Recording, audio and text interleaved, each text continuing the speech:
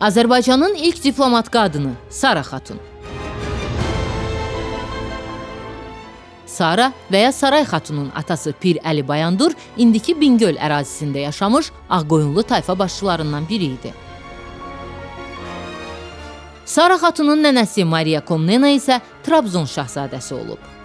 Sara Xatun öz əmisi oğlu Ağqoyunlu tayfa ittifaqının başçısı Cəlaləddin Əlibəylə ailə qurub. Bu evlilikdən 8 övladı dünyaya gəlib. 1453-cü ildə oğlu Uzun Həsən hakimiyyətə gələndən sonra qardaşları Cahangir Mirzə və Üveys ona qarşı çıxırlar.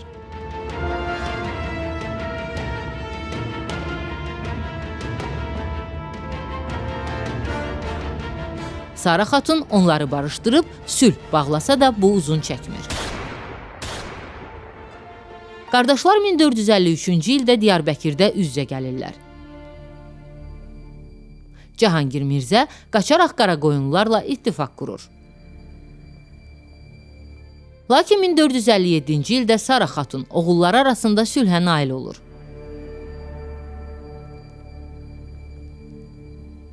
Sara Xatun xarici ölkələrlə diplomatik əlaqələr qurulmasında mühüm rol oynayır. Uzun Həsən xarici siyasət məsələlərində anası ilə məsləhətləşir, ən vacib diplomatik görüşlərə onu göndərirdi. Bu səbəbdən Sara Xatun Avropada da xüsusi hörmət qazanmışdı.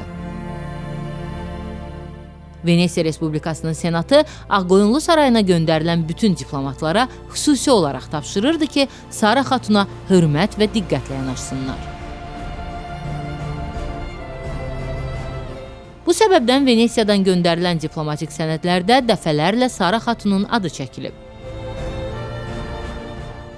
Uzun Həsənin özünü Əmir Teymurun davamçısı adlandırması Sultan II. Mehmeti narahat edirdi.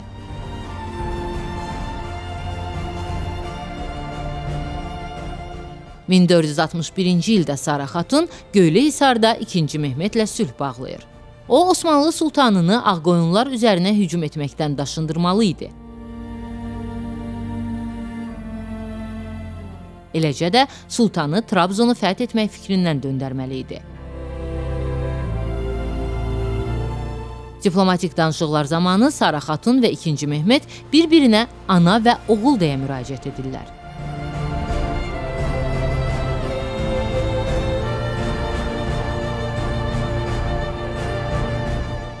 Sara Xatun Uzun Həsənin birinci tapşırığını yerinə yetirsə də, sultanı Trabzonu fəth etmək fikrindən daşındıra bilmir.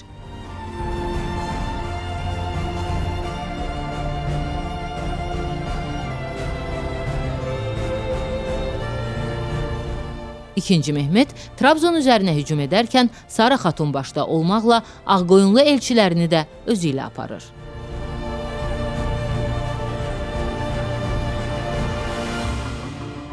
Sara Xatun yol boyu sultanı fikrindən daşındırmağa çalışır.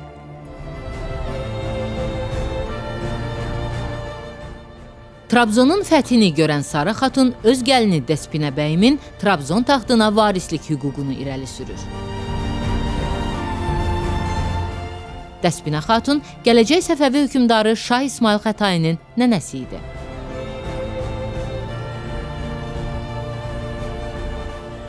Sultan II. Mehmet Trabzon xəzinəsini Ağqoyunlularla bölüşdürür. Sara Xatunu isə yüksək səviyyədə yola salır.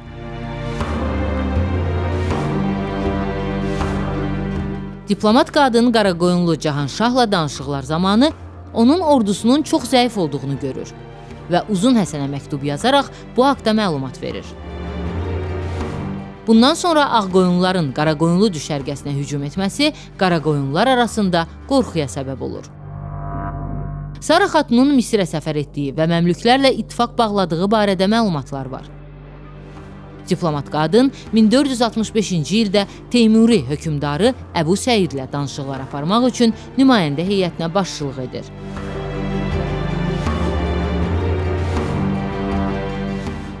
Lakin bu missiyanı sonadək icra edə bilmir. Çünki Sara Xatun elə 1465-ci ildə Diyarbəkirdə vəfat edir.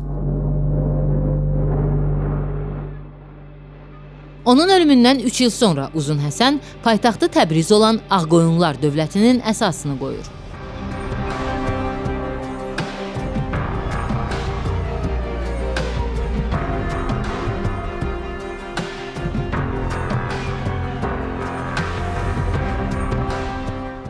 Sara Xatun bir müddət Harputun hakimi olduğu üçün həmin dövrdə onun şərəfinə Sara Hatun camisi inşa olunub. Hazırda Elazığ'a daxil olan Harputda həmin abidə qorunub saxlanılır. Elazığda yaşayanların çoxu özünü Ağqoyunlu soyundan hesab etdiyi üçün həmin ərazidə Sara adı çox yayılıb.